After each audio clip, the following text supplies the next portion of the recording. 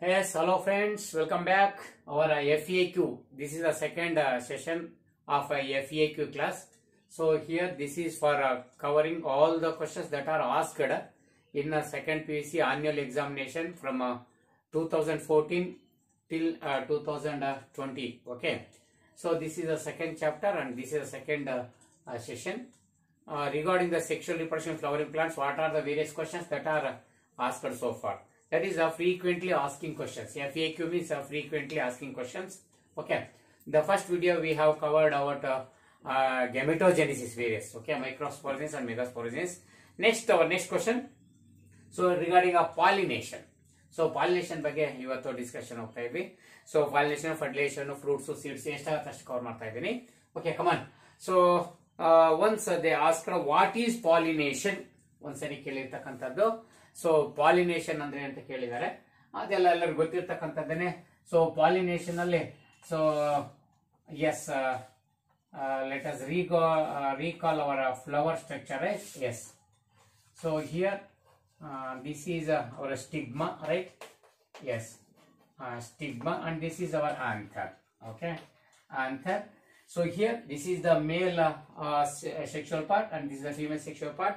So pollination means it is the process of a transfer of a pollen grains from anther to the stigma of the pistil is called pollination. Simply, okay.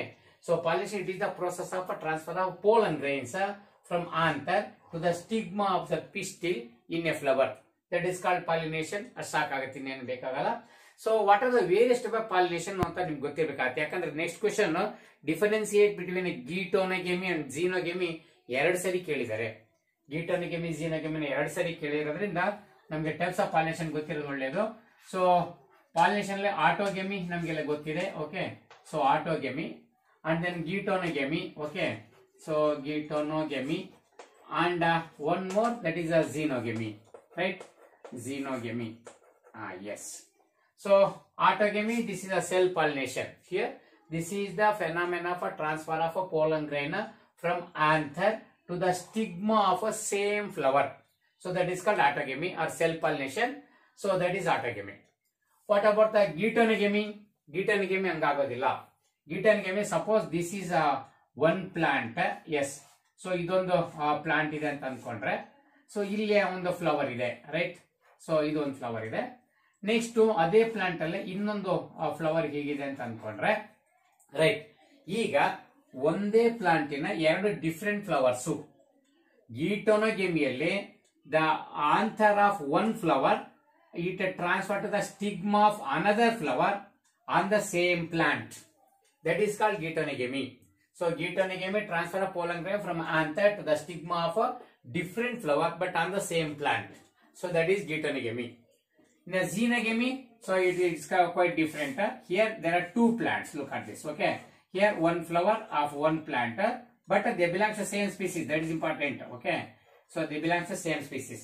Here these are two different plants. Okay, here the pollen grains of one flower it transfer to the stigma of another flower on different plant. That is the transfer of pollen grain from anther to the stigma of a different plant. So ಬೇರೆ ಪ್ಲಾಂಟೇ change, ಇಲ್ಲಿ ಹೂ change, ಇಲ್ಲಿ ಪ್ಲಾಂಟೇ change. That is called xenogamy. ಇದೆಲ್ಲ ನಿಮ್ಗೆ ಗೊತ್ತಿರ್ತಕ್ಕಂಥದ್ದೇನೆ. ಇದ್ರೊಳಗಡೆ ಏನಪ್ಪಾ ಅಂದ್ರೆ, ಸೊ ಆಟೋಗೆಮಿಗೂ ಗೀಟೋನಗೆಮಿಗೂ ಡಿಫರೆನ್ಸ್ ಏನು? ಆಟೋಗೆಮಿಗೂ ಗೀಟೋನಗೆಮಿಗೂ ಇಲ್ಲಿ the pollination occur in the same plant, but ಇಲ್ಲಿ ಸೇಮ್ ಫ್ಲವರ್, ಇಲ್ಲಿ different flowers of the same plant. But ಇಲ್ಲಿ ಏನಪ್ಪಾ ಅಂದ್ರೆ, it is phenotypically and genotypically a self pollination.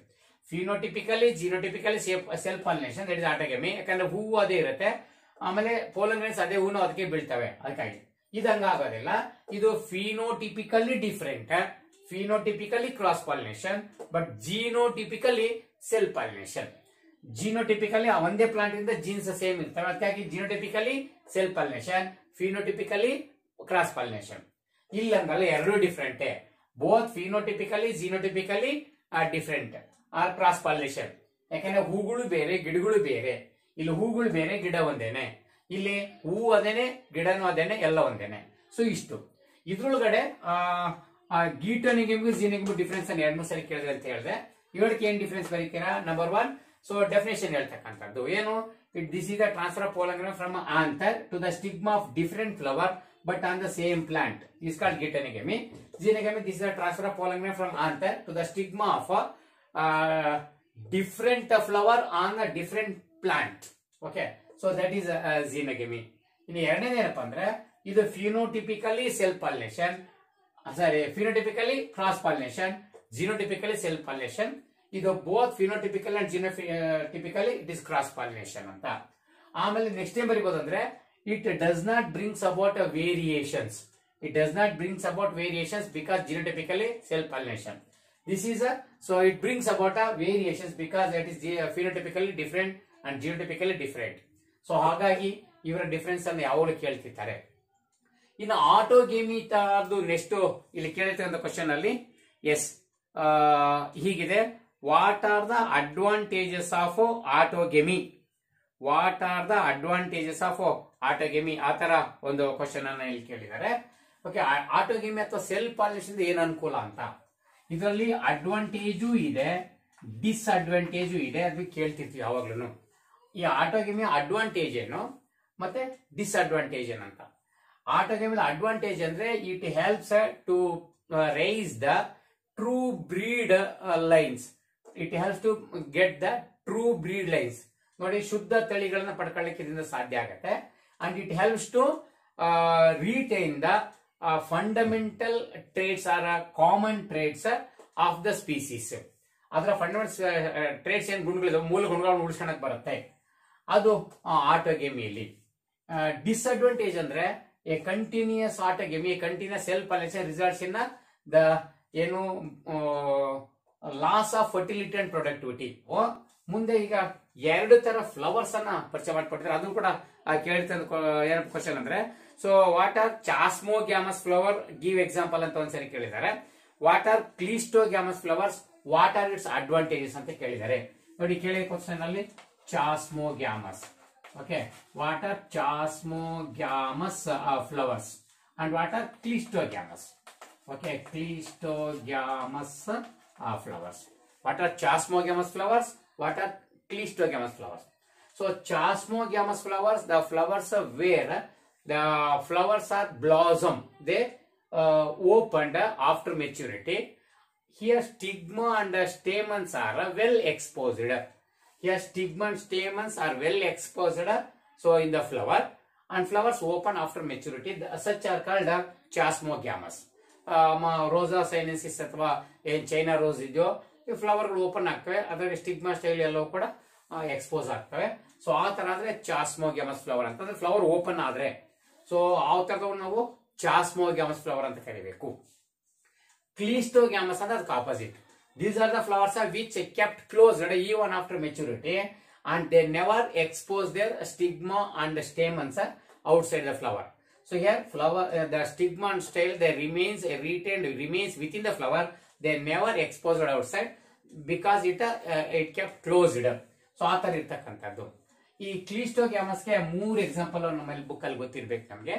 So ಅದ್ರಲ್ಲಿ ಒಂದು ವಯೋಲಾ ಅಂತಕ್ಕಂಥದ್ದು, ವಯೋಲಾ. ನೆಕ್ಸ್ಟ್ ಅದ್ರಲ್ಲಿ ಆಕ್ಸಾಲಿಸ್. ಓಕೆ, ಸೊ ಆಕ್ಸಾಲಿಸ್ ಅಂತಕ್ಕಂಥದ್ದು. ಸೊ ಅದನ್ನ ಬಿಟ್ರೆ ನೆಕ್ಸ್ಟ್ ಇನ್ನೊಂದು ನಮಗೆ ಗೊತ್ತಿರ್ಬೇಕಾಗಿರ್ತಕ್ಕಂಥದ್ದು ಕೊಮ್ಮೆಲಿನಾ. ಓಕೆ, ಸೊ ಕೊಮ್ಮೆಲಿನಾದ ಫೋಟೋ ಕೊಟ್ಟಿದೀವಿ, ಕೊಮ್ಮೆಲಿನಾ ಬೆಂಗಾಲೆನ್ಸಿಸ್ ಅಂತ ಬುಕ್ ಅಲ್ಲಿ ಫೋಟೋ ಇದೆ, ಫೋಟೋನ ನೋಡ್ಕೊಳ್ಳಿ. ಇವೆಲ್ಲವೂ ಕೂಡ ಏನು ಕ್ಲೋಸ್ಡ್ ಫ್ಲವರ್ ಅಥವಾ ಕ್ಲಿಸ್ಟೋಗ್ಯಾಮಸ್ ಫ್ಲವರ್ ಗೆ 3 ಎಕ್ಸಾಂಪಲ್ ಗೊತ್ತಿರಲಿ. ಚಾಸ್ಮೋಗ್ಯಾಮಸ್ ನಿಮ್ಗೆ ಓಪನ್ ಜನರಲ್ ಗೊತ್ತಿರೋ ಎಲ್ಲ ಫ್ಲವರ್ ಕೂಡ ಬೇಕಾದ್ರೆ ಬರೀಬಹುದು. Okay, right. ಈಗ what are the advantages of cleistogamous flower ಅಂತ.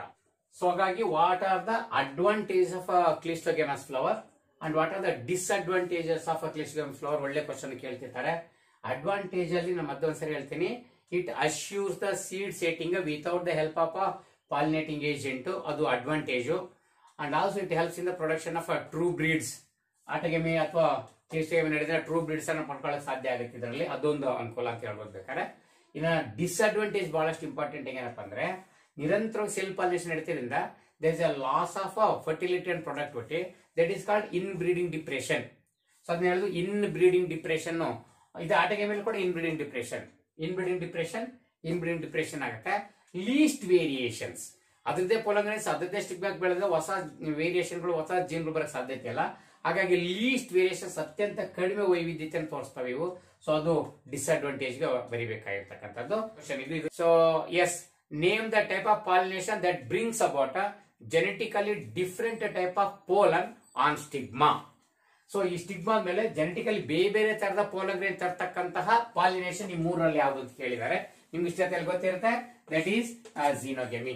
ಝೀನೋಗೆಮಿ it brings about different type of pollen grains on stigma. So ಅದು ಕ್ರಾಸ್ ಪಾಲಿನೇಷನ್ ಆಗಿರೋದ್ರಿಂದ ಇದು ಬೇರೆ ಬೇರೆ ತರದ ಪೋಲನ್ ತರ್ತದೆ. ಅದೇ ಸ್ಪೀಸೀಸ್ ನಾವಾದ್ರೂ ಕೂಡ ಬೇರೆ ಬೇರೆ ತರದ ಪೋಲನ್ ಅಂತ ಇರೋದ್ರಿಂದ ಸೊ ಅದೊಂದು ಕ್ವಶನ್ ಕೇಳಿದ್ವಿ ಝೀನೋಗೆಮಿಯಲ್ಲಿ, ಅದೊಂದು ಒಳ್ಳೆ ಕ್ವಶನ್ ಕೇಳಿದ್ದಾರೆ. ನೆಕ್ಸ್ಟ್ ಇಲ್ಲೊಂದಿದೆ, papaya exhibit xenogamy why only. So xenogamy only why? Papaya plant ನೋಡಿ, ಪಪ್ಪಾಯ ಪ್ಲಾಂಟ್ ಓಕೆ, ಪಪ್ಪಾಯ ನಾವು ಫಸ್ಟ್ ಚಾಪ್ಟರ್ ಅಲ್ಲೇ ಓದಿದ್ವಿ. Papaya plant it invariably adapted for xenogamy. So ಆ ಕ್ವಶನ್ ಕೇಳಿರ್ತಕ್ಕಂಥದ್ದು ಪಪ್ಪಾಯ ಎಕ್ಸಿಬಿಟ್ ಝೀನೋಗೆಮಿ ವೈ ಅಂತ ಕೇಳಿದ್ದಾರೆ. ಇದು ಝೀನೋಗೆಮಿ ಬಿಟ್ರೆ ಇದರಲ್ಲಿ ಆಟೋಗೆಮಿ ಆಗಲಿ ಗಿಟನ್ಗೆಮಿ ನಡೆಯಲ್ಲ. ಝೀನೋಗೆಮಿ ಯಾಕೆ ಅಂತ, because this plant it is a dioecious in nature. Okay, dioecious it means in papaya there are male plants and female plants are different. So here male and female plants are different, therefore it exhibit a dioecious, hence there is only chance is ಝೀನೋಗೆಮಿ. So one more frequently asking question regarding the pollination is what are the features of a wind pollinated flower ಅನ್ನೋದು ಎರಡು ಮೂರು ಸರಿ ಕೇಳಿದ್ದಾರೆ. Okay, wind pollinated flower. Okay, wind pollinated flowers. Okay, list the characteristic features of a wind pollinated flower ಅಂತಕ್ಕಂಥದ್ದು. ಗಾಳಿಯಿಂದ pollination ಮಾಡ್ತಕ್ಕಂಥ flower ನ characteristics ಏನು ಅಂದ್ರೆ, ಗಾಳಿಯಿಂದ ಪಾಲಿನೇಷನ್ ಮಾಡಿಸ್ಬೇಕಂದ್ರೆ ಆ ಫ್ಲವರ್ ಏನೇನು ಅಡಾಪ್ಟೇಷನ್ ಮಾಡ್ಕೊಂಡಿದೆ ಅಂತಕ್ಕಂಥದ್ದು ಇಲ್ಲಿ ಸಾಮಾನ್ಯವಾಗಿ 5 ಮಾರ್ಕ್ಸ್ ಕೂಡ ಕೇಳಬಹುದು. ಎಸ್, ಎರಡು ಸರಿ ಕೇಳಿರೋದ್ರಿಂದ ನಾವು ಇದನ್ನ ಸ್ವಲ್ಪ ಕಣ್ಣಾಡಿಸಬೇಕು. ಈಸಿ ಕ್ವಶನ್ಸ್ ಇವೆಲ್ಲ ತುಂಬಾ ಈಸಿಯಾಗಿ ಆನ್ಸರ್ ಮಾಡ್ಬೇಕು. ಅದು ದಯವಿಟ್ಟು ಪಾಯಿಂಟ್ ವೈಸ್ ಮಾಡಿ ಅಂತ ನಾನು ಕೇಳ್ತಕ್ಕಂಥದ್ದು. ಆನಿಲ್ ಎಕ್ಸಾಮ್ ವಿಶೇಷ ಅಂದ್ರೆ ಯಾವುದೇ ಸಮ್ಮರಿನೋ ಸ್ಟೋರಿನೋ ಲಾಂಗ್ ಎಸ್ ಏನೋ ಬರ್ದಂಗೆ ಬರಿಬೇಡಿ, ಪಾಯಿಂಟ್ಸ್ ವೈಸ್ ಬರೀರಿ ಸೈನ್ಸ್ ಅಲ್ಲಿ. Okay, yes, wind pollinated flower ಅಲ್ಲಿ ಏನಿರುತ್ತೆ, wind pollinated first and foremost here the pollen grains are light weight and non sticky. Okay, here pollen grains are light weight. Okay, yes, pollen grains okay light weight ಅತ್ಯಂತ ಕಡಿಮೆ ತೂಕ ಇರುತ್ತೆ. And non sticky ಇದು ಎಲ್ಲರಿಗೂ ಈಸಿಯಾಗಿ ಬರುತ್ತೆ. Pollen grains ತುಂಬಾ ಗಾಳಿಲಿ ಹಗುರಾಗಿ ತೇಲಕ್ಕೆ ಅನುಕೂಲ ಅಂದ್ರೆ ಲೈಟ್ ವೇಟ್ ಇರ್ತವೆ ಯೂಶುವಲಿ ಇವೆಲ್ಲ ಗಿಡದಲ್ಲಿ ವಿಂಡ್ ಪಾಲಿನೇಟೆಡ್ ಅಲ್ಲಿ. ಆಮೇಲೆ ನಾನ್ ಸ್ಟಿಕ್ಕಿ ಅಂದ್ರೆ ಎಲ್ಲ ಸಿಕ್ಕಿದೆ ಎಲ್ಲ ಜಾಕ್ ಹೋಗಿ ಅಂಟ್ಕೊಳಲ್ಲ, ಗೋಡೆಗೋ ಆಯ್ತು ಕಲ್ಲಿಗೋ ಸಿಕ್ಕಿದ ತಕ್ಷಣ ಅಂಟ್ಕೊಳಲ್ಲ.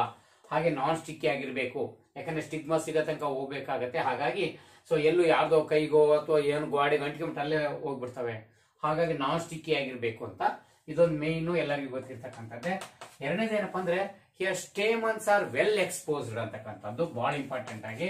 Okay, so stamens are well exposed ನೋಡಿ, well exposed stamens are well exposed in order to catch the airborne in order to release the pollen grains into the air current.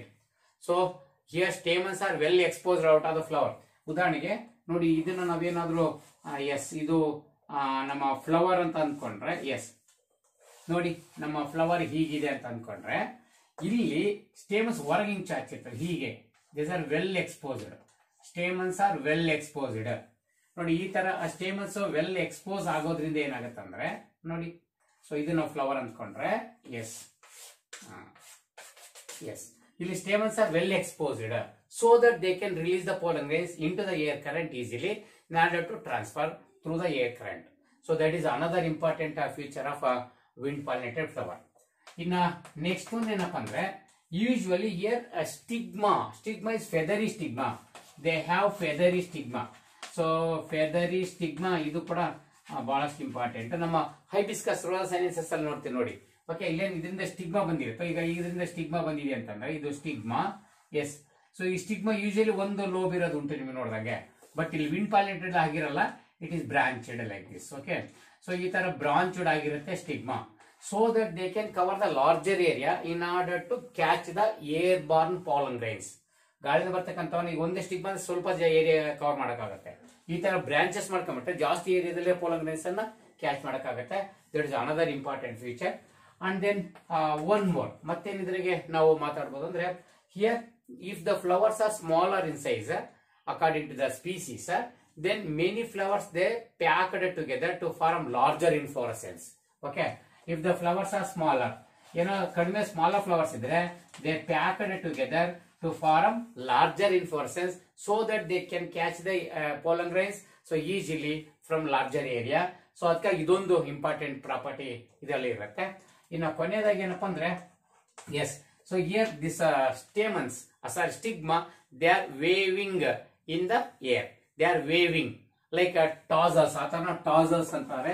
Okay, so tassels as in case of corn comb, ಆ photo ಕೂಡ ನಮ್ಮ book ಅಲ್ಲಿ ಕೊಟ್ಟಿದೀವಿ. S, corn ಕೂಂಬ್ ಅನ್ನ ಇದನ್ನ ಸ್ವಲ್ಪ ನೀವು watch ಮಾಡಬಹುದು ಬೇಕಾದ್ರೆ ನೋಡಿ. So this is a corn comb. ಇಲ್ಲೇನೆಲ್ಲ ಹೊರಗಡೆ ಕಾಣಿಸಿದವಲ್ಲ ಇವೆಲ್ಲವೂ ಕೂಡ ವೆಲ್ ಎಕ್ಸ್ಪೋಸ್ಡ್ ಸ್ಟೇಮನ್ಸ್ ಇರ್ತವೆ, so that they can catch the pollen grains easily. Okay, so ಅದು ಇಂಪಾರ್ಟೆಂಟ್ ನಾವು ಗಮನಿಸಬೇಕಾಗ್ತಕ್ಕಂಥದ್ದು. So here stamens sorry stigma, they are waving in the air in order to catch the pollen grains. ಆ ತರ waving ಆಗೋ ರೀತಿಯಲ್ಲಿ ಈ stamens ಬಂದಿರಬಹುದು, ಸ್ಟಿಗ್ಮಾನು ಬಂದಿರಬಹುದು, ವೇವಿಂಗ್ ಆಗ್ತಿರ್ತವೆ. ಹಿಂಗ್ ವೇವಿಂಗ್ ಆಗೋದ್ರಿಂದ ಅಥವಾ ಟಾಸಲ್ಸ್ ಉದ್ದ ಇರೋದ್ರಿಂದ ಸುಲಭವಾಗಿ ಕ್ಯಾಚ್ ಮಾಡ್ತವೆ, ಅದರಿಂದ ಪೋಲನ್ ಕ್ಯಾಚ್ ಮಾಡ್ಕೊಂಡು ಇಟ್ಕೊಳ್ಳೋಕೆ ಅನುಕೂಲ ಆಗುತ್ತೆ. These are some of the major. So ಇದು ವೇವಿಂಗ್ ಅಂತ ಒಂದು ಪಾಯಿಂಟ್. ಈಗ 5 ಪಾಯಿಂಟ್ಸ್ ಅನ್ನು ಬರೆಯೋದನ್ನ ನಾವು ಕಲ್ತ್ಕೋಬೇಕು. ಸೇಮ್ ಕ್ವಶನ್ ಅನ್ನೇ ಇನ್ಸೆಕ್ಟ್ ಪಾಲಿನೇಟೆಡ್ ಫ್ಲವರ್ ನ ಫೀಚರ್ಸ್ ಕೇಳ್ಬಿಟ್ರೆ ಅಂದ್ರೆ insect pollinated. Okay, insect pollinated flower ಆದ್ರೆ ಹೇಗೆ ಅಂತ.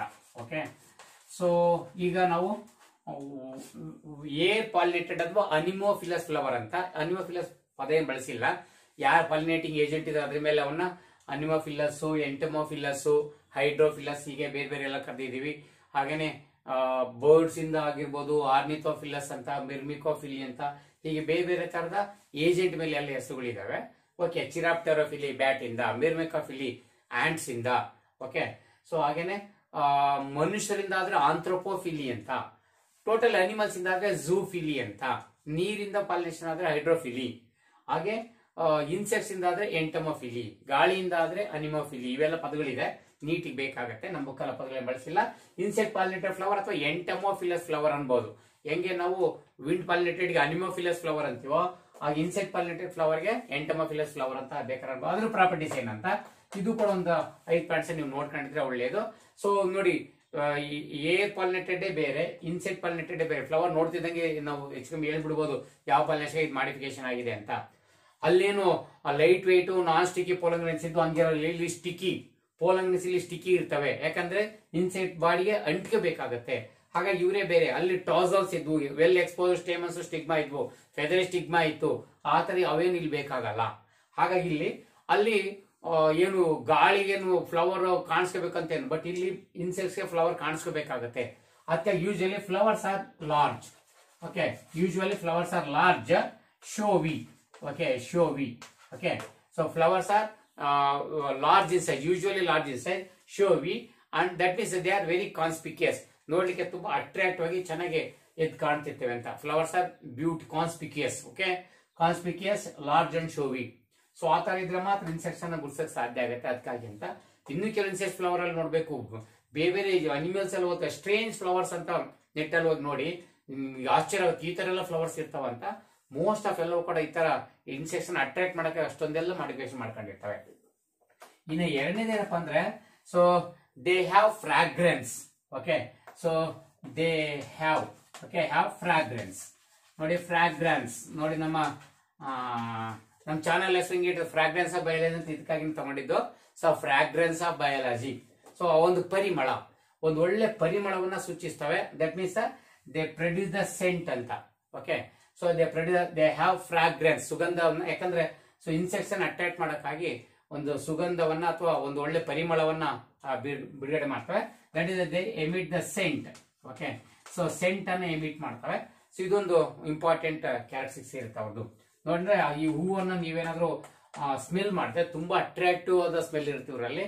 ಸೊ ಕಾರಣ ಇನ್ಸೆಕ್ಟ್ಸ್ ಅನ್ನ ಅಥವಾ ಬೇರೆ ಅನಿಮಲ್ಸ್ ಅಟ್ರಾಕ್ಟ್ ಮಾಡಕ್ಕಾಗದ ಒಂದು ಕಾರಣ. ಸೊ ಹಾಗಾಗಿ they emit the fragrance. Okay, ಅದೊಂದು. ಇನ್ನು ಇದನ್ನು ಬಿಟ್ರೆ ನೆಕ್ಸ್ಟ್ ಏನಪ್ಪಾ ಅಂದ್ರೆ, they have rich nectar. Okay, so rich nectar ಇದರೊಳಗೆ ಮಧು ಅಥವಾ ಹೂವಿನ ಮಕರಂದ ಅಥವಾ ಮಧು ಜಾಸ್ತಿ ಜೇನುತುಪ್ಪನ ಉತ್ಪತ್ತಿ ಮಾಡಿರುತ್ತೆ ಒಳಗಡೆ, ರಿಚ್ ನೆಕ್ಟರ್. ಯಾಕಂದ್ರೆ ಇನ್ಸೆಕ್ಷನ್ ಸುಮ್ಮನೆ ಬಂದ್ ಭೇಟಿ ಕೊಡಲ್ಲ, ಲಾಭ ಇಲ್ದಲ್ಲಿ ಯಾರು ಬರಲ್ಲ. ಓಕೆ, ಅವ್ರಿಗೆ ಲಾಭ ಸಿಗಂಗಿರ್ಬೇಕು. ಅದಕ್ಕೆ ರಿವಾರ್ಡ್. ಇದು ರಿವಾರ್ಡ್ ಅಂದ್ರೆ ಅವಕ್ಕೆ ಒಂದು ಬಹುಮಾನ. ಬಂದರಿಗೆ ಮನಿ ಬಂದರಿಗೆ ಹೆಂಗೆ ಕಾಫಿ ಟೀ ಏನೋ ಕೊಡ್ತೀವಲ್ಲ, ಹಾಗೆ ಅವ್ರ ಮನಿ ಬಂದರಿಗೆ ಇವರು ಏನಾದ್ರು ಫುಡ್ ಕೊಡ್ಬೇಕಾಗತ್ತೆ. ಅದಕ್ಕೆ ನೆಕ್ಟರ್ನ ಉತ್ಪತ್ತಿ ಮಾಡ್ಕೊಂಡಿರ್ತವೆ. ಇನ್ಸೆಕ್ಟ್ಸ್ ಸುಮ್ಮನೆ ಯಾಕೆ ಭೇಟಿ ಕೊಡ್ತವೆ, ಬಂದ್ಬಿಟ್ಟು ನೆಕ್ಟರ್ ತಿಂದು ಅದ್ರ ಜೊತೆಗೆ ಪಾಲಿನೇಷನ್ ಗೊತ್ತಿಲ್ಲದೆ ಪಾಲಿನೇಷನ್ ನಡೆದೋಗ್ಬಿಟ್ಟಿರ್ತತೆ. ಸೊ ಅದಕ್ಕೆ ಅನುಕೂಲ ಆಗುತ್ತೆ ಅಂತ they are rich in nectar. Okay, so ಅದಕ್ಕಾಗಿ ಇದು ರಿವಾರ್ಡ್ ಕೊಡ್ತಕ್ಕಂಥ. ಇನ್ನು ಕೆಲವು ಇನ್ಸೆಕ್ಟ್ಸ್ ಇದಾವೆ ಬಂದ್ಬಿಟ್ಟು ಪೋಲನ್ ಗ್ರೇನ್ಸ್ ಎಲ್ಲ ತಿಂದ್ಬಿಟ್ಟು ಅಥವಾ ನೆಕ್ಟರ್ ಎಲ್ಲ ತಿಂದ್ಬಿಟ್ಟು ಸೊ ವಿತೌಟ್ ಪಾಲಿನೇಷನ್ ತಪ್ಸ್ಕೊಂಡು ಬರ್ತವೆ. ವಿತೌಟ್ ಪಾಲಿನೇಷನ್ ಹೋಗಿರ್ತವೆ, ಅವನ್ನ ಪೋಲನ್ ರಾಬರ್ಸ್ ಅಂತಾರೆ. ಪೋಲನ್ ರಾಬರ್ಸ್ ಅಂತ. ಓಕೆ, ಸೊ ರಿಚ್ ನೆಕ್ಟರ್ ಇರೋದು ಮತ್ತೊಂದು ಇಂಪಾರ್ಟೆಂಟ್. ಒಂದ್ ಸೆಕೆಂಡ್, ಮತ್ತೆ ಅಲ್ಲಿ ವಿಂಡ್ ಪಾಲಿನೇಷನ್ ಫ್ಲವರ್ ಹೇಳ್ಬಲ್ಲ, ಅದೇ ತರ if the flowers are smaller in size, many flowers they packed together to form a larger inflorescence in order to make it very conspicuous. So ಎದ್ದು ಕಾಣಂಗ್ ಮಾಡ್ಲಿಕ್ಕಾಗಿ ಕಾನ್ಸ್ಪಿಕ್ಯೂಯಸ್. ಓಕೆ, ಅಂದ್ರೆ ಒಂದು ಸಣ್ಣ ಸಣ್ಣ ಫ್ಲವರ್ ಇದ್ರೆ ಇನ್ಸೆಕ್ಟ್ಸ್ ಜಲ್ದಿ ಕಾಣಲ್ಲ. ಬೈ ಚಾನ್ಸ್ ಕೆಲವು ಸ್ಪೀಸ್ ಸಣ್ಣ ಫ್ಲವರ್ ಇರೋದು, ಇಲ್ಲಿ ಲಾರ್ಜ್ ಅಂತ ಬರ್ದಿದ್ವಿ, ಎಲ್ಲರೂ ಲಾರ್ಜ್ ಇರ್ಬೇಕಂತ ಏನಿಲ್ಲ. ಕೆಲವು ಸಣ್ಣ ಇದ್ರೆ many flowers they packed together ಅಂದ್ರೆ inflorescence is larger.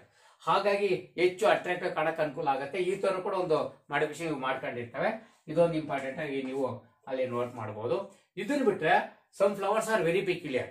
They produce some nectar, sorry some foul smell ಅಂತಾರನ್ನ. Okay, foul smell. So they produce some foul. Okay, foul smell ಅನ್ನು ಉತ್ಪತ್ತಿ ಮಾಡ್ತಾರೆ. What is foul smell? So this smell some insects, male insects, they produce this smell in order to attract the female insects or in order to attract the opposite sex. Some insects they produce some special kind of a smell. So by identifying that smell, the opposite sex are attracted. So that is one technique of these flowers. They produce a foul smell in order to attract the insects. So ಇದೊಂದು technology ಕೂಡ ಮಾಡ್ತವೆ ಅಂತ. Which is the tallest flower ನಮ್ದು ಅಮಾರ್ಫೋಫ್ಯಾಲಸ್ ಅಂತ ಹೇಳಿದ್ವಲ್ವಾ, 6 feet ಇದೆ ಅಂತ first chapter ಹೇಳಿದಾರಲ್ವಾ. So 6 feet ಇದೆ ತಗೊಂಡು. ಅದ್ರಲ್ಲಂತೂ ಇನ್ಸೆಕ್ಟ್ಸ್ ಇಡೀ ಲೈಫ್ ಸೈಕಲ್ ನಡೆಸ್ಕೊಂಡು ಮೊಟ್ಟೆ ಇಡ್ಲಿಕ್ಕೋ ಲಾರ್ವಾ ಬೆಳೆಸ್ಕೊಳ್ಲಿಕ್ಕೋ, ನಮ್ಮ ಫಿಗ್ ಬಗ್ಗೆ ಮುಂದೆ ಹೇಳ್ತೀವಿ, FIG ಫಿಗ್ ಬಗ್ಗೆ, ಆ ಫ್ಲವರ್ ಹತ್ತಿ ಹಣ್ಣಿನಲ್ಲಿದ್ದಂಗೆ. ಸೊ ಹಾಗೆ ದೊಡ್ಡ ದೊಡ್ಡ ಸೈಜಿನ ಫ್ಲವರ್ ಗಳೇ ಬೆಳೆದು ಇಡೀ ಲೈಫ್ ಸೈಕಲ್ ನಡ್ಕೊಳ್ಲಿಕ್ಕೋ ಅಥವಾ ಅವೆಲ್ಲ ಬಂದು ಅಲ್ಲಿ ಲಾಡ್ಜ್ ಮಾಡ್ಲಿಕ್ಕೋ ಬೇಕಾದ್ರೆ ಜಾಗನ ಕೊಡಂತ ಫ್ಲವರ್ಸ್ ಅಲ್ಲಿ ಇದಾವೆ. ಈಗೆಲ್ಲ ಪಾಲಿನೇಷನ್ ಏನೆಲ್ಲ ಇದೆ. Okay, this is about the insect pollinated flower. ಇದನ್ನೊಂದು ನೀವು ನೋಟ್ ಮಾಡಬಹುದು. ಇವೆರಡನ್ನು ಕೂಡ ಪದೇ ಪದೇ ಕೇಳಿದ್ದಾರೆ ಅದಕ್ಕಾಗಿ. ಓಕೆ, ನೆಕ್ಸ್ಟ್ ಈಗ ಅನಿಮೋಫಿಲಸ್ ಎಂಟೋಮೋಫಿಲಸ್ ನೋಡಿದಂಗೆ ಹೈಡ್ರೋಫಿಲಸ್ ಸಂಬಂಧಪಟ್ಟಂತೆ ಒಂದು ಕ್ವಶನ್ ಯಾವಾಗ ಕೇಳಿದೀವಿ. ಏನಪ್ಪಾ ಅಂದ್ರೆ, ಹೌ ಡಸ್ ಪಾಲಿನೇಷನ್ ಅಚೀವ್ಡ್ ಇನ್ ವ್ಯಾಲಿಸ್ನೇರಿಯಾ ಮತ್ತೆ ಸೀ ಗ್ರಾಸ್. ಸೊ ಇದನ್ನ ಕೇಳಿರೋದುಂಟು. ಓಕೆ, ವ್ಯಾಲಿಸ್ನೇರಿಯಾ ಪ್ಲಾಂಟ್ ಅಲ್ಲಿ ಸಿ ಗ್ರಾಸ್ ಅಲ್ಲಿ ಪಾಲಿನೇಷನ್ ಹೆಂಗ್ ನಡೀತೆ ಅಂತ ಕೇಳ್ತಿರ್ತಾರೆ. ಅದಕ್ಕಾಗಿನೇ ವ್ಯಾಲಿಸ್ನೇರಿಯಾ 2 ಸರಿ ಕೇಳಿದ್ದಾರೆ, 2 ಸೇರಿ 1 ಸರಿ ಕೇಳಿದ್ದಾರೆ. So these are the hydrophytic plants. Hydrophytes, Vallisneria and seagrass. So here the Vallisneria, look at this Vallisneria, it attached to the bottom of the water. So and here usually it is a dioecious plant. So grass tara ಕಾಣಿಸತಕ್ಕಂಥದ್ದು. So ಇಲ್ಲಿ usual male and female flowers ಎಲ್ಲ ಜೊತೆಗೆ ಬೆಳೀತಕ್ಕಂಥದ್ದು. ಇಲ್ಲಿ suppose this is the water level, this is the level of water and this is the bottom. Okay. So here female flower it form at the level of the water body. Look at this. So ಇದೇನು water body level ಅಂದ್ರೆ ಇಲ್ಲಿ female flower ಉತ್ಪತ್ತಿ ಆಗುತ್ತೆ ಅಂದ್ರೆ. So flowers are that are formed, that are floating on the water surface with a long coiled stalk. This long coiled stalk which helps the flower to keep on the water surface. So even though change in the level of water, so even though there is a change in the level of water, then the flower keeps on water because of this long and coiled stalk that helps to keep it. Otherwise it could not achieve the pollination. ಯಾಕಂದ್ರೆ ನೀರಿನ surface ಮೇಲೆನೇ ಇರಬೇಕು, ಇಲ್ಲಾಂದ್ರೆ pollination ಮಾಡಕ್ಕಾಗಿಲ್ಲ. ನೀರು ಜಾಸ್ತಿ ಆಗ್ಬಿಟ್ಟಿದ್ ಒಳ ಮುಳುಗೋಗ್ಬಿಟ್ರೆ ಅಥವಾ ನೀರು ಕಡಿಮೆ ಆಗ್ಬಿಟ್ಟಿದ್ ಹೂ ಮೇಲಿದ್ ನೀರ್ ಕೆಳ ಬಂದ್ಬಿಟ್ರೆ ಅವಾಗಲೂ ಆಗಲ್ಲ. ಅದಕ್ಕಾಗಿನೇ ಹಿಂಗ್ ಲಾಂಗ್ ಸ್ಟಾಕ್ ಇರೋದ್ರಿಂದ ನೀರ್ ಮೇಲಕ್ಕೆ ಹೋದ್ರೆ ಇದು ಮೇಲಕ್ಕೆ ಹೋಗುತ್ತೆ, ನೀರ್ ಕೆಳಗಿದ್ದು ಇದು ಕೆಳಗೆ ಇಳಿಯುತ್ತೆ, ಹಂಗೆ ಲಾಂಗ್ ಸ್ಟಾಕ್ ಇರುತ್ತೆ ಅಂತ. Then male plant it release the pollen grain or male flowers, so which are usually winged. Okay, so ಈ ತರ winged flowers ಇರ್ತವೆ. ಮೇಲ್ ಫ್ಲವರ್ಸ್ ಅನ್ನ ಇದು ರಿಲೀಸ್ ಮಾಡುತ್ತೆ. ಮೇಲ್ ಫ್ಲವರ್ಸ್ ಅನ್ನ on to the surface of the water. Male plant it releases the male flowers R pollen grains to the surface of the water. Here usually pollen grains are winged, and these pollen grains they are carried by the water current passively in a different directions, and some of them may eventually reach the female flower. ಎಲ್ಲವೂ ಬರ್ಬೇಕಂತಿಲ್ಲ, ಕೆಲವು female flower ಗೆ reach ಆಗ್ತವೆ. ಎಲ್ಲ ಕಡೆಗೂ ಈಜಾಡ್ಕೊಂಡು ಹೋಗ್ತಿರ್ತವೆ. ನೀವು passive water current ಅಲ್ಲಿ ತೇಲ್ಕೊಂಡು ಹೋಗ್ತಿರ್ತವೆ. ಯಾವ ಫೀಮೇಲ್ ಫ್ಲವರ್ ರೀಚ್ ಆಗ್ತಾವ, so they bring about the pollination. Some of the male flowers R pollen grains eventually reach the female flower and they achieve it helps to achieve the pollination. ಅದರಿಂದ pollination ಆಗಕ್ಕೆ ಸಾಧ್ಯ ಆಗುತ್ತೆ ಅಂತ ಇದು. ಹಾಗಾದ್ರೆ ವ್ಯಾಲಿಸ್ನೇರಿಯಾದಲ್ಲಿ ನೀರಿನ surface ಮೇಲೆ pollen grains ರಿಲೀಸ್ ಆಗ್ತವೆ, ಮೇಲ್ ಫ್ಲವರ್ ರಿಲೀಸ್ ಆಗ್ತವೆ. ಪಾಲಿನೇಷನ್ ನೀರಿನ ಸರ್ಫೇಸ್ ಮೇಲೆ ನಡೆಯೋದ್ರಿಂದ ಇಟ್ ಈಸ್ ಎಪಿ ಹೈಡ್ರೋಫಿಲಿ ಅಂತ ಕರಿಬೇಕು. ಎಪಿ ಹೈಡ್ರೋಫಿಲಿ ನೀರಿನ ಮೇಲೆ ನಡೆಯುತ್ತೆ ಅಂತ.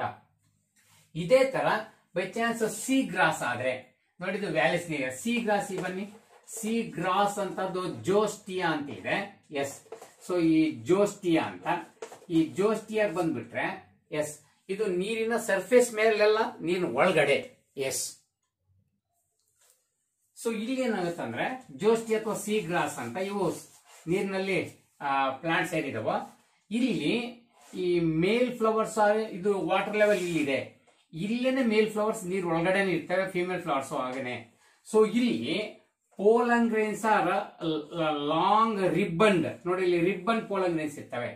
ಇವೇನ್ pollen grains ರಿಲೀಸ್ ಆಗ್ತಾವ, they are carried by the water current within the water body, not on the surface as in case of Vallisneria. Here the pollen grains are released, male flowers are released within the water body, and the water currents carried this ribboned pollen grains towards the female flower. Okay, and some of them eventually reach the female flower and the pollination is achieved. Here special, the pollination occurs within the water body, here on the surface. Therefore it is epihydrophily. ಇದು ಹೈಪೋಹೈಡ್ರೋಫಿಲಿ, ಇದು ಹೈಪೋಹೈಡ್ರೋಫಿಲಿ ಆಗಿರುತ್ತೆ ಜೋಸ್ಟಿ ಅಥವಾ C gross ಅಲ್ಲಿ. Question ಈಗಲೇ ಕಾಲ್ ಮಾಡ್ಕೊಂಡು ನೋಡ್ಕೊಂಡ್ಬಿಡ್ಬೋದು. So ಈ pollen grains release ಆಗ್ತಾವಲ್ಲ ನೀರೊಳಗಡೆ, ಅವು ಕೊಳ್ತೋಗೋದಿಲ್ವಾ ಅಂತ. ಯಾಕಂದ್ರೆ pollen grains ಈಸಿಯಾಗಿ ಕೊಳ್ತೋಗ್ಬೋದಲ್ಲ ನೀರೊಳಗಡೆ ಅಲ್ವಾ, ಡಿಕೆ ಆಗ್ಬೋದಲ್ಲ ಅಂತ. No, in hydrophilous flowers these pollen grains are called by mucilaginous sheath. ಈ ಮ್ಯುಸಿಲೇಜಿನಸ್ ಶೀತ್ ಇರೋದ್ರಿಂದ so they are not easily decayed in the water. They do not undergo decay in the water easily as it is enclosed by mucilaginous sheath. ಅದೊಂದು ಗೊತ್ತಿರಬೇಕು. So our next and very important question, one more. So regarding this pollination is what are the various outbreeding devices, outbreeding mechanisms that are developed in angiosperm flowering plants to avoid the autogamy, to prevent the self pollination. ಈ question ಯಾವಾಗ್ಲೂ ಕೇಳ್ತಾರೆ. So ಅದಕ್ಕಾಗಿ describe the, ನೋಡಿ ಈ question ಕೇಳಿರ್ತಕ್ಕಂಥದ್ದು, describe the outbreeding devices that prevent the autogamy. ತುಂಬಾ ಸರಿ ಒಳ್ಳೆ ಕ್ವಶನ್ ಕೇಳ್ತಾರೆ. ಬಹಳಷ್ಟು ಫ್ಲವರ್ಸ್ ಎಲ್ಲವೂ ಕೂಡ ಆಟೋಗೆಮಿನೋ ಗೀಟೋಗೆಮಿನೋ ಅವಾಯ್ಡ್ ಮಾಡ್ತವೆ, ಸೆಲ್ಫ್ ಪಾಲಿನೇಷನ್ ಅವಾಯ್ಡ್ ಮಾಡ್ತವೆ. ಯಾಕಂದ್ರೆ ಅದರದ್ದೇ pollen grains ಅದಕ್ಕೆ ಬಿಡೋದ್ರಿಂದ least variations are no variations and also a contest self pollination results in ಏನು ಇನ್ ಬ್ರೀಡಿಂಗ್ ಡಿಪ್ರೆಷನ್ ಆಗುತ್ತೆ ಅಂತ ಹೇಳಿದ್ರೆ ತಾನೆ. ಇದನ್ನ ತಪ್ಪಿಸ್ಕೊಳ್ಳಕ್ಕಾಗಿ ಬಹಳಷ್ಟು ಪ್ಲಾಂಟ್ಸ್ ಎಲ್ಲವೂ ಕೂಡ ಔಟ್ ಬ್ರೀಡಿಂಗ್ ಗೆ ಅಥವಾ ಕ್ರಾಸ್ ಪಾಲಿನೇಷನ್ ಇಷ್ಟಪಡ್ತವೆ. ಹಾಗೆ ಔಟ್ ಬ್ರೀಡಿಂಗ್ ಡಿವೈಸಸ್ ಅಂತಲೇ ಅವನು ಕರೆಯೋಣ. Okay, outbreeding devices. Yes, so ಈಗ outbreeding device cross pollination ಗೆ ಏನೇನು ಮೆಕ್ಯಾನಿಸಮ್ ಮಾಡ್ಕೊಂಡವಲ್ಲ ಅವನ್ನ ಹೇಳ್ಬೇಕು ಅಂತ 5 ಮಾರ್ಕ್ಸ್ ತನಕ ಕೂಡ ನಾವು ಮಾಡಬಹುದು. ಓಕೆ, ಏನಂತ ಹೇಳ್ಬಿಡೋಣ. ಓಕೆ, ಒಂದ್ಸರಿ ಡಿಸ್ಕಸ್ ಮಾಡೋಣ. ಇಂಪಾರ್ಟೆಂಟ್ ಕ್ವಶನ್ ಅಂತ ಹೇಳ್ಬಿಟ್ಟಿದೀವಿ. ಔಟ್ ಬ್ರೀಡಿಂಗ್ ಅಥವಾ ಸೆಲ್ಫ್ ಪಾಲಿನೇಷನ್ ಅಥವಾ ಆಟೋಗೆಮಿ ತಡಿಲಿಕ್ಕಾಗಿ ಏನೇನು ಮಾಡ್ಕೊಂಡವೆ ಪ್ಲಾಂಟ್ಸ್ ಮೆಕ್ಯಾನಿಸಮ್ ಅಂತಕ್ಕಂಥದ್ದು ಒಳ್ಳೆ ಕ್ವಶನ್ ಕೇಳ್ತಾರೆ. ಏನಂತ ಇದ್ರಾಗ ಇಂಪಾರ್ಟೆಂಟ್ ಆಗಿ, ಸೊ ಔಟ್ ಬ್ರೀಡಿಂಗ್ ಡಿವೈಸ್ ಅಂದ್ರೆ ಅದರದ್ದೇ pollen grains ಅದೇ ಫ್ಲವರ್ ಬೀಳಬಾರ್ದು. ಸೊ ಅದೇ ಜಾತಿ ಬೇರೆ ಗಿಡಕ್ಕೆ ಹೋಗ್ಬೇಕು ಅಥವಾ ಝೀನೋಗೆಮಿ ನಡಿಬೇಕು ಹೊರತು ಸೆಲ್ಫ್ ಪಾಲಿನೇಷನ್ ಬೇಡ ಅಂತ. ಅದನ್ನ ತಪ್ಪಿಸ್ಲಿಕ್ಕಾಗಿ same pollen grain same flower ನ ಅಥವಾ ಅದೇ ಗಿಡದ pollen grain ಬಂದು ಬೀಳೋದನ್ನ ತಪ್ಪಿಸ್ಲಿಕ್ಕಾಗಿ ಏನೆಲ್ಲ ಮಾಡಿಫಿಕೇಶನ್ ಮಾಡ್ಕೊಂಡವಂತ. ಅದರ ಮೊದಲನೇದು ಡೈಕೋಗ್ಯಾಮಿ ಅಂತ. ನೋಡಿ, ಡೈಕೋಗ್ಯಾಮಿ. ಈ ಡೈಕೋಗ್ಯಾಮಿ ಅನ್ನೋ ಪದನ ನಮ್ಮಲ್ಲಿ ಬಳಸಿಲ್ಲ. ಸೊ ಡೈಕೋಗ್ಯಾಮಿ ಅನ್ನೋ ಪದನ ನಮಗೆ ಬಳಸಿಲ್ಲ, ಬಟ್ ಗೊತ್ತಿರ್ಲಿ. ಏನಪ್ಪಾ ಅಂದ್ರೆ ನೋಡಿ, ಈಗ ಇದು ನಮ್ಮ ಫ್ಲವರ್ ಆದ್ರೆ right.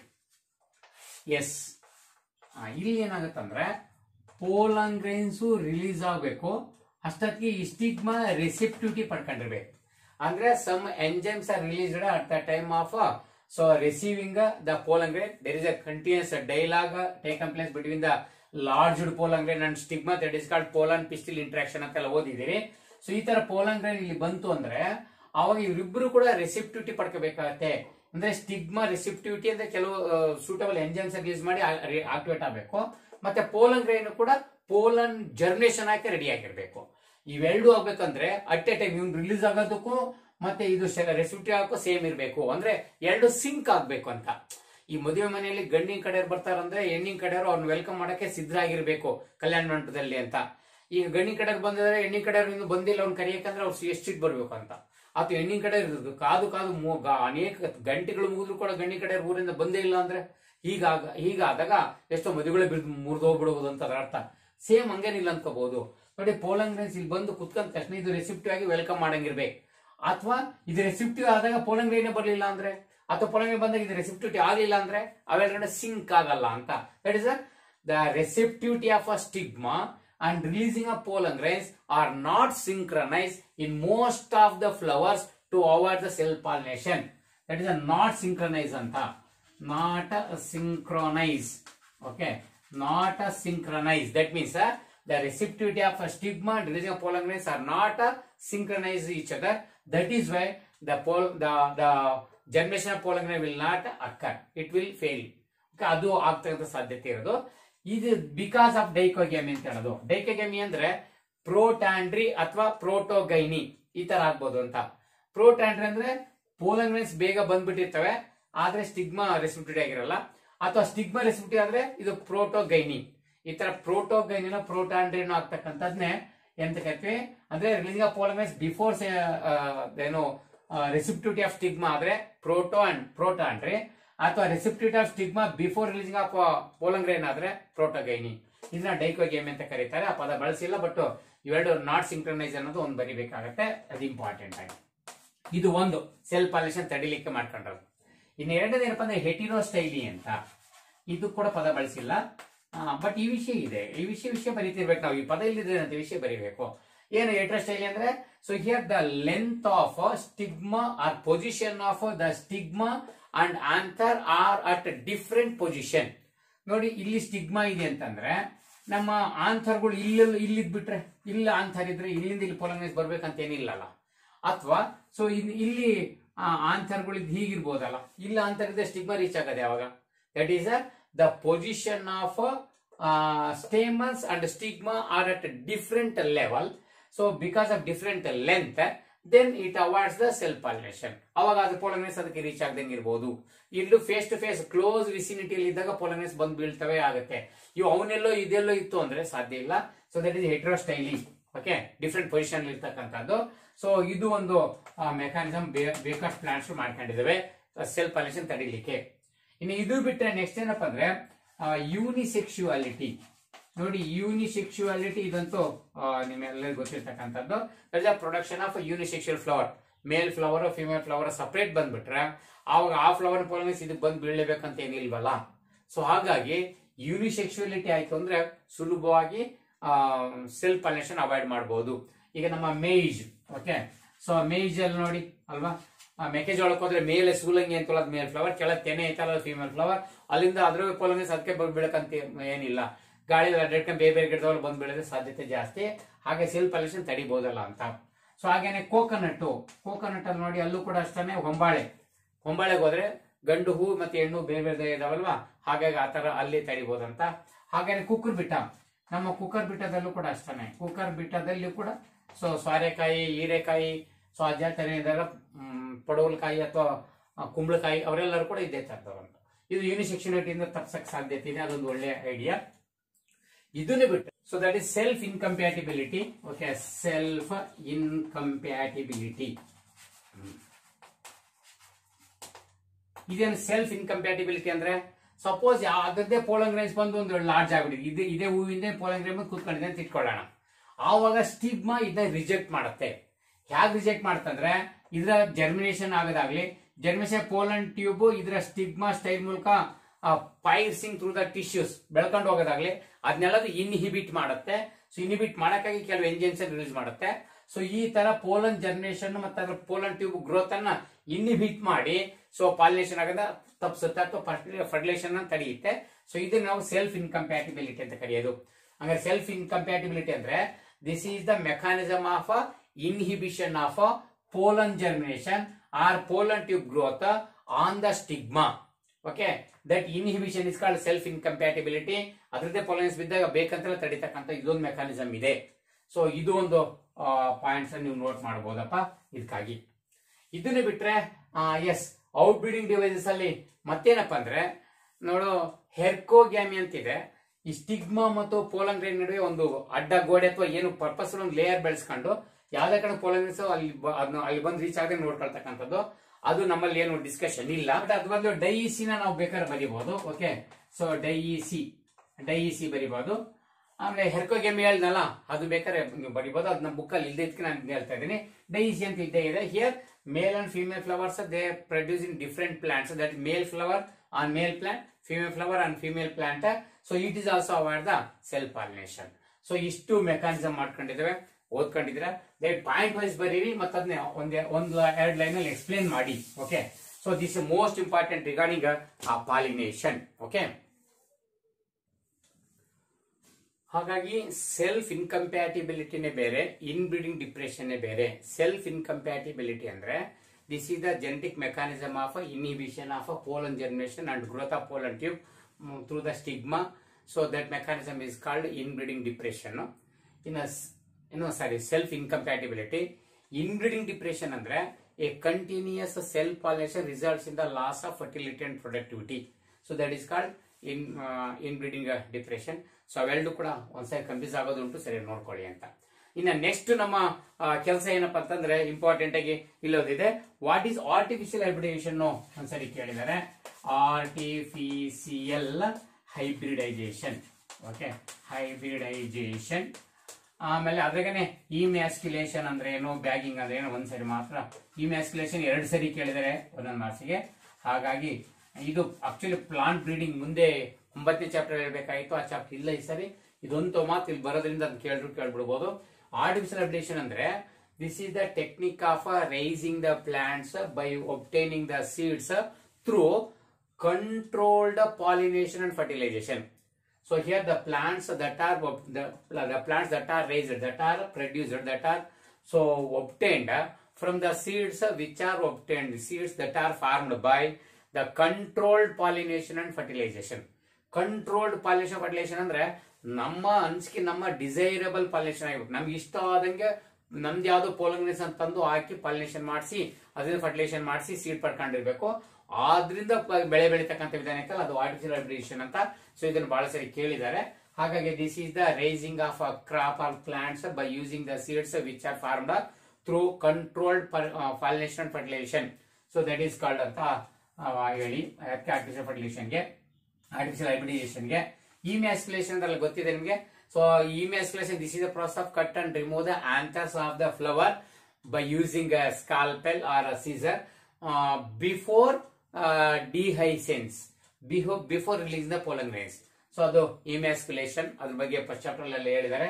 Bagging after emasculation, the emasculated flower covered by means of a special polythene bag or butter paper, so that in order to avoid the unwanted pollination, so that is called bagging. ಇದು ನಾವು next ನಾವು ಏನು ಈ ಚಿತ್ರಣ ಆಗಿಂದ ಬರ್ಕೊಂಡು ಕಾಯ್ತಾ ಇದ್ವಲ್ವಾ. So ಬಯಾಲಜಿಯಲ್ಲಿ ಇದೊಂದು ಇಂಪಾರ್ಟೆಂಟ್ ಏನಪ್ಪ ಅಂದ್ರೆ ನಾವು ಫಿಗರ್ ಅಡ್ವಾನ್ಸ್ ಬರ್ದೆ ಟೈಮ್ ಅನ್ನ ಸೇವ್ ಮಾಡಬಹುದಂತ ಅಷ್ಟೇ. ಅದು ವಿಡಿಯೋ ಕ್ಲಾಸ್ ಅಲ್ಲಿ ಹಾಗಾಗಿ ಈ ಚಿತ್ರಣ ಅದರಿಂದ ಹಾಕೊಂಡಿದ್ದೀನಿ ನಾನು, ಮತ್ತೆ ಟೈಮ್ ವೇಸ್ಟ್ ಮಾಡೋದು ಬೇಡ ಅಂತ. ಸೊ ಇದೇನಪ್ಪ ಅಂದ್ರೆ this is embryogenesis. Okay, in plants ಅಲ್ಲಿ after double fertilization, so the development of embryo in case of flowering plants. ಅದಕ್ಕೆ ಇದಕ್ಕೆ ಸಂಬಂಧಪಟ್ಟಂತೆ ಏನು ಕ್ವಶನ್ ಕೇಳಿದ್ದಾರೆ, note on double fertilization. Okay, so comment on double fertilization ಅಥವಾ briefly explain double fertilization ಅಂತಲೂ ಕೇಳ್ಬೋದು. So ಅವಾಗ ಇವೆಲ್ಲ ಬೇಕಾಗುತ್ತೆ. ಎಷ್ಟು ಮಾರ್ಕ್ಸ್ ಅದ್ರ ಮೇಲೆ ನಾವು ಡಿಪೆಂಡ್ ಆಗ್ತೀವಿ. ಓಕೆ, ಡಬಲ್ ಫರ್ಟಿಲೈಸೇಷನ್ ಬಗ್ಗೆ ಫಾಸ್ಟ್ ಹೇಳ್ಬಿಡ್ತೀನಿ, ಕೇಳಿಸ್ಕೊಳ್ಳಿ. Double fertilization is the unique feature of angiosperms. ಅಂದ್ರೆ ಹೂ ಬಿಡುಗಡೆ ಬಿಟ್ಟರೆ ಮತ್ತೆಲ್ಲೂ ಕೂಡ ಡಬಲ್ ಫರ್ಟಿಲೈಸೇಷನ್ ಸಿಗಲ್ಲ. And it is very interesting and very important to these plants. So first and foremost what is double fertilization? Double fertilization ಅಂದ್ರೆ ಏನು ಅಂತಕ್ಕಂಥದ್ದು. ಡಬಲ್ ಫರ್ಟಿಲೈಸೇಷನ್ಗೆ ಆಲ್ರೆಡಿ ನಮಗೀಗ ಲಾಸ್ಟ್ ವಿಡಿಯೋದಲ್ಲಿ ನಾವೀಗ ಫೀಮೇಲ್ ಗೆಮೆಟೋಫೈಟ ಎಂಬ್ರಿಯೋ ಸ್ಯಾಕ್ ಮತ್ತೆ ಮೇಲ್ ಗೆಮೆಟೋಫೈಟ ಪೋಲನ್ ಗ್ರೇನು ನಮಗೆ ಪರಿಚಯ ಆಗಿದೆ. ಈಗ ತಾನೇ ಪಾಲಿನೇಷನ್ ಮಾಡ್ತೀವಿ, ಎರಡು ಕೂಡ ಬಂದು ರೀಚ್ ಆಗ್ತವೆ. ಈಗ ಫರ್ಟಿಲೈಸೇಷನ್ ನಡೀತಾ ಇದೆ. ಫರ್ಟಿಲೈಸೇಷನ್ ನಡೆದಾದ್ಮೇಲೆ ಏನಾಗುತ್ತೆ ಅಂತಕ್ಕಂಥದ್ದು, ಪೋಸ್ಟ್ ಫರ್ಟಿಲೈಸೇಷನ್ ಈವೆಂಟ್ಸ್ ಅಲ್ಲಿ ಎಂಬ್ರಿಯೋಜೆನಿಸಿಸ್ ಆಗ್ಬೇಕಲ್ವಾ. ಸೊ ಎಂಬ್ರಿಯೋಜೆನಿಸಿಸ್ ಅನ್ನು ನೋಡ್ತಾ ಇದೀವಿ. ಪೋಸ್ಟ್ ಫರ್ಟಿಲೈಸೇಷನ್ ಈವೆಂಟ್ಸ್ ಈಗ ಇಲ್ಲೇನಂದ್ರೆ ಇದು ಮೆಚೂರ್ಡ್ ಎಂಬ್ರಿಯೋ ಸ್ಯಾಕ್. ಇದೇನಿದು matured embryo sac. So that means the embryo sac after fertilization ಆದ್ಮೇಲೆ ಎಂಬ್ರಿಯೋ ಸ್ಯಾಕ್ ಹೆಂಗಿದೆ ಅಂತ, ಅದಕ್ಕೆ ಇದು ಹಂಗಾಗ್ಬೇಕಂದ್ರೆ ಡಬಲ್ ಫರ್ಟಿಲೈಸೇಷನ್ ನಡಿಬೇಕು. ಡಬಲ್ ಫರ್ಟಿಲೈಸೇಷನ್ ಏನಾಗುತ್ತೆ, ಇದು ಪೂರ್ತಿ ಮೆಚೂರ್ಡ್ ಅಲ್ಲ ಎಂಬ್ರಿಯೋ ಸ್ಯಾಕ್ ಅಂತ ಅಂದ್ಕೊಂಡು ಮನೆ ಚಿತ್ರ ಹಾಕಿದ್ವಲ್ಲ, ಅದು ಎಂಬ್ರಿಯೋ ಸ್ಯಾಕ್ ಬಂದ್ರೆ ಇದು ಮೈಕ್ರೋಪೈಲರ್ ಎಂಡ್ ಅಲ್ಲಿ ಎಗ್ ಆಪರೇಟರ್ಸ್ ಇದೆ, ಚೆಲಜಲ್ ಎಂಡ್ ಅಲ್ಲಿ ಆಂಟಿಪೊಡಲ್ಸ್ ಇದೆ. ಏನ್ ರಿವರ್ಸ್ ಎಲ್ಲ ಬರ್ತಿದ್ರೆ ಹಿಂಗೆಲ್ಲ ಬರ್ತಿದೆ ಅಂತ ಏನ್ ಬೇಡ, ದಯವಿಟ್ಟು ಪೋಲ್ ಬರೆಯೋದು ಇಂಪಾರ್ಟೆಂಟ್. ಈಗ ಎಗ್ ಆಪರೇಟರ್ಸ್ ಆ ಕಡೆ ಬರ್ತಿದೆ ಅಂದ್ರೆ ಅದು ಮೈಕ್ರೋಪೈಲರ್ ಎಂಡ್, ಆಂಟಿಪೊಡಲ್ಸ್ ಈ ಕಡೆ ಬರ್ತೀವಿ ಅಂದ್ರೆ ಇದು ಚೆಲಜಲ್ ಎಂಡ್ ಅಷ್ಟೇ.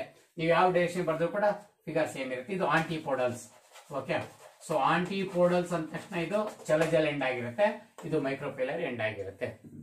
ಇಲ್ಲಿ ಎರಡು ಸಿನರ್ಜಿಡ್ಸ್ ಇರ್ತವೆ. ಬಿಫೋರ್ ಫರ್ಟಿಲೈಸೇಷನ್ ಹೇಳ್ತಾ ಇದ್ದೀನಿ. ಸೊ ಇವೆಲ್ಲ ಎರಡು ಸಿನರ್ಜಿಡ್ ಇದಾವೆ. ಅದ್ರೊಳಗಡೆ ಸೆಲ್ಯುಲರ್ ಥಿಕನಿಂಗ್ಸ್ ಇದೆ. ಅದು ಕೂಡ ಒಂದು ಕ್ವಶನ್ ಮತ್ತೆ ನಾನು ಹೇಳಿದ್ದೆ.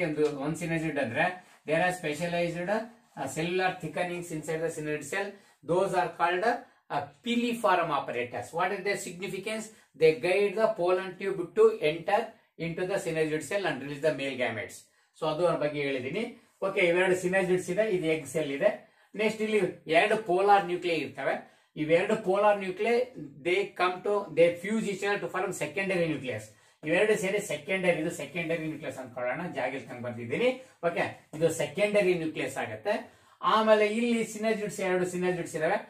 ಆಫ್ಟರ್ ಫರ್ಟಿಲೈಸೇಷನ್ ಅವೆರಡು ಡಿಜೆನರೇಟ್ ಆಗ್ತವೆ, ಆಮೇಲೆ ಹೇಳ್ತೀನಿ. ಈಗ ಇದು ಸೆಕೆಂಡರಿ ನ್ಯೂಕ್ಲಿಯಸ್ ಆಗಿ ರೆಡಿ ಇದೆ. ಆಂಟಿಪೊಡಲ್ಸ್ ಕೂಡ ಅವರ ಪೋಲಾರ್ ರೀಜನ್ ಅವ್ರು ರೆಡಿ ಇದ್ದಾರೆ. ಈಗ ಪೋಲನ್ ಟ್ಯೂಬ್ ಜರ್ಮಿನೇಷನ್ ಆಗಿ ಎರಡು ಮೇಲ್ ಗ್ಯಾಮೆಟ್ ತಂದಿದೆ. ಎರಡು ಮೇಲ್ ಗ್ಯಾಮೆಟ್ಸ್ ಗಳು when the pollen tube carries 2 male gametes into the embryo sac. So one of the pollen tube it is guide by the cellular thickenings to enter into the synergids and release the male gametes. So one of the male gametes fuses with the egg cell.